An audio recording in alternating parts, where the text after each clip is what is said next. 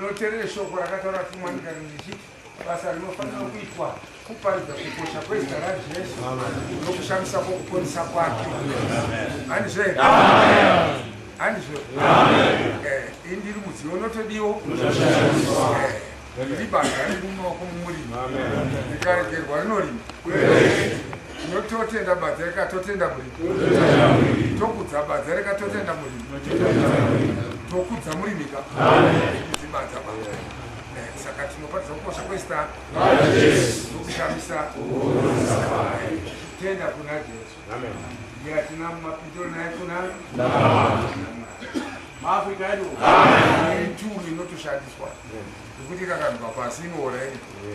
Handizvo atitende kuna Jesu. Haleluya. Tirumbidze zita rake. Asi kutenda cheni matenda mupereki tinokudzana vatungamiri venyu nekuti vanofudza mweya vachirida mweya unogashirwa ndotuma unogashira ini unoramba ndotuma unoramba ini unoramba babakatituma. Mwari yakoborera pamwe namarake zvino namarake kusina.